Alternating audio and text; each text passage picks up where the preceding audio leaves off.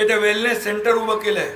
त्या धर्तीवर वाडा कुंभरोशी येथे देखील वेलनेस सेंटर उभं करणार।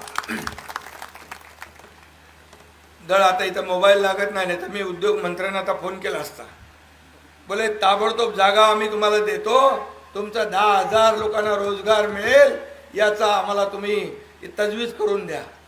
फोन लागत नाही का पगारे?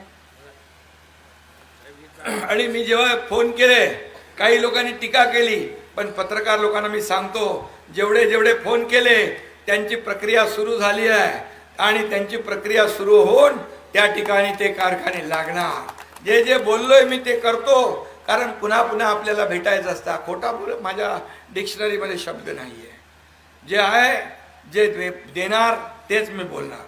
दळणवळ फास्ट व पर्यायी मेटगुताड ते बिरवाडी ते हातलोट ते कोकण व दुधगाव ते मांगर रस्ता करायचा आहे। त्यामुळे अतिदुर्गम राहिलेले कोयना खोरे हे दळणवळण फास्ट होईल। मेटगुताड ते बिरवाडी ते हातलोट रस्ता आलाय ना पुढेपर्यंत, कोकणामध्ये जोडायचं राहील, तो जोडायचा राहिलाय, त्याला आपण जोडू। त्यामुळे दळणवळण यंत्रणा आपली चांगली होईल। तसेच आजूबाजूच्या सर्व गावातील 18 नागरी सुविधा पुरवून पाणी, रस्ते, शाळा इथं दिल्या जातील। वाडा कुंभरोशी विभागातील मी आपल्याला सांगतो या भागामध्ये 22 गावं आहेत का? ही 22 गावं देखील त्याचं पालकत्व हा एकनाथ शिंदे आजपासून स्वीकारतोय। राम वरदायिनी म्हणजे काय झालं कोणाचं एवढ्या लगेच लागला पण फास्ट ते काय वाट बघत होते काय? उदयजी, मी आता इकडे गावी आलोय। गावी म्हणजे आपल्या प्रतापगडाच्या इकडे जिल्हा परिषदची निवडणूक आहे आणि जेव्हा तुम्ही तिकडे गेला होता दावोसला, बरोबर आहे, तेव्हा तुमच्याशी बोललो होतो मी आणि कौस्तुभ बोलले होते की बाबा तुमच्या भागातल्या लोकांसाठी 10,000 लोकांसाठी रोजगार आपल्याला साठी एक इंडस्ट्री आणायची म्हणून। तर काय त्याचं झालंय?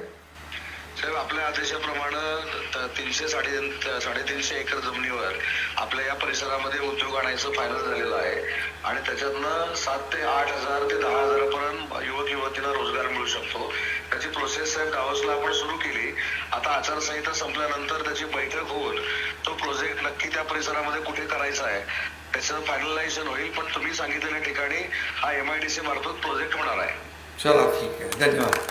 आणि हे तुम्हाला का आठवण आली तुमचं CNGचं इथं करायचं म्हणून, पण मुख्यमंत्र्यांच्या सोबत असलेले कौस्तुभ दवसे यांनी मला स्वतः फोन करून सांगितलं की आम्ही दावोसला चाललोय, आमची इच्छा आहे तुम्ही गावामधल्या मला इथला तरुण बाहेर जाता कामा नाही रोजीरोटीसाठी, हे त्यांनी मला सांगितल्यानंतर मी ताबडतोब उदय सामंतांना सांगितलं आणि मला वाटलं सातारा MIDC मध्ये काय तिकडे प्रकल्प देणार आहेत।